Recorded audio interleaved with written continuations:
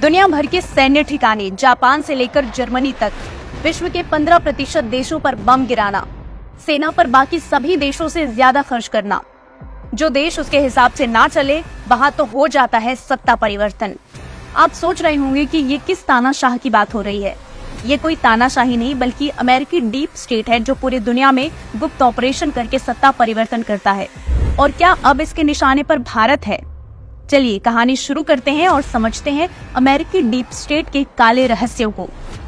दरअसल ऐसा माना जाता है कि अमेरिकन डीप स्टेट का गठजोड़ है खुफिया एजेंसी CIA, बड़ी tech companies, military industrial complex और NGOs का, जो विदेश में लोगों की सोच को प्रभावित करते हैं।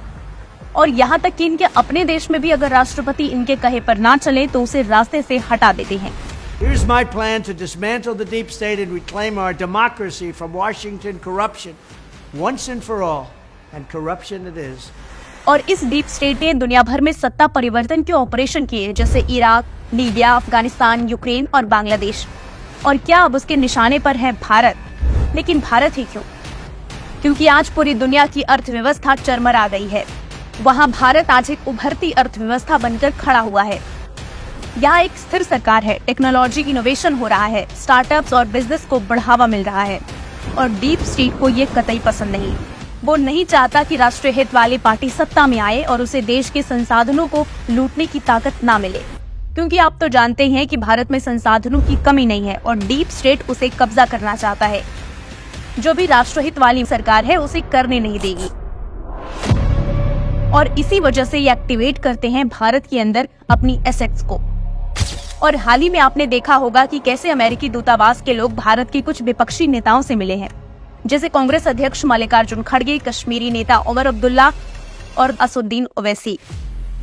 और ये लोग भारत के अंदर अराजकता फैलाना चाहते हैं, जिनमें उनका साथ देते हैं ये कुछ कथित नेता। हम कास्ट सेंसस की बात कर रहे हैं, डरो मत। सबसे बड़ा भाग दलित, आदिवासी और पिछड़ा है। जाति जनगणना सामाजिक न्याय का रास्ता है। जाति जनगणना सबका साथ सबका विकास का रास्ता है। और जाति जनगणना से समाज जुड़ेगा, समाज बटेगा नहीं। चुनिंदा न्यूज मीडिया इकोसिस्टम और NGO और उनसे जुड़े लोग सभी के सोरोस से संबंधित ऑर्गेनाइजेशन से फंडिंग लेने के बारे में सबूत सामने आ गए हैं। यानी कि इन्हें डीप स्टेट से फंडिंग मिलती है, इसीलिए उनकी तरह भारत विरोधी भाषा बोलते हैं। और इस पूरे इकोसिस्टम का काम होता है देश में चल रहे विकास परियोजनाओं पर गुमराह करना और अच्छे कामों को बुरा बताकर आम लोगों को इन परियोजनाओं के खिलाफ भड़काना। लेकिन अमेरिका इतना शक्तिशाली कैसे बना? आज दुनिया के किसी भी कोने में सैन्य ऑपरेशन कर सकता है, लेकिन उसकी आलोचना कोई भी मीडिया नहीं कर सकता। इसके पीछे भी माना जाता है डीप स्टेट का ही पावर है।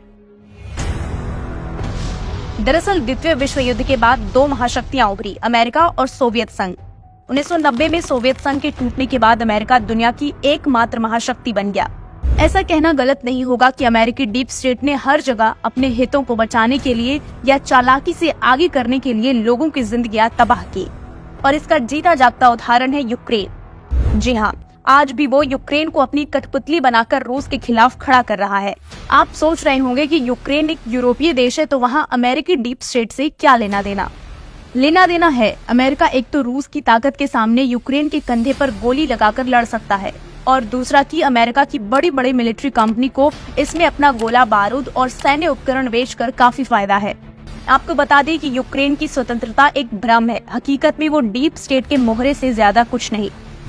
अफगानिस्तान में तालिबान का उदय, इराक और लीबिया में अराजकता और भूखमरी, इन सबको युद्ध में धकेला लोकतंत्र लाने की दुहाई देकर। लेकिन इन सबका क्या नतीजा रहा? आज भी ये देश खस्ता हाल में है। लेकिन क्या किसी ने ये सवाल पूछा कि इनकी ये हालत किसने की? क्योंकि डीप स्टेट सब छुपा लेता है, मीडिया उसके कंट्रोल में है। और अब डीप स्टेट ने अपना रुख मोड़ा है पाकिस्तान की ओर।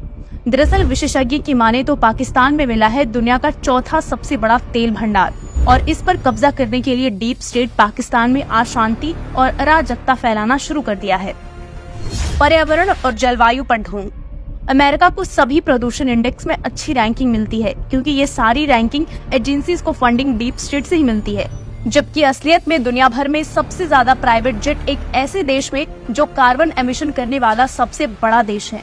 औद्योगिक क्रांति से लेकर अब तक अमेरिका ने दुनिया भर के प्रदूषण का 36% उत्पादन किया है और आज भी प्रदूषण के मामले में वो दूसरे नंबर पर है।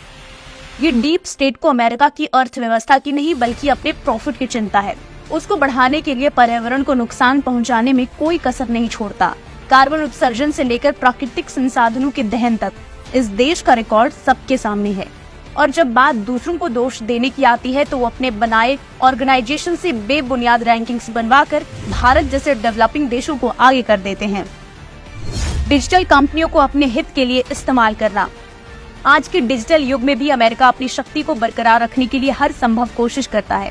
फेसबुक के मालिक मार्क जुकरबर्ग ने हाल ही में माना कि उन्होंने अमेरिकी सरकार के कहने पर पोस्ट को दबाया, दुनिया को सच पता नहीं चलने दिया। इससे साबित होता है कि ये कंपनियां अमेरिकी डीप स्टेट की चपेट में हैं, जो उसके हितों के लिए काम करती है। तो क्या अब इन्हीं संसाधनों का इस्तेमाल करके और विपक्षी नेताओं से मिलकर अमेरिकी डीप स्टेट भारत में तख्ता पलट करना चाहता है?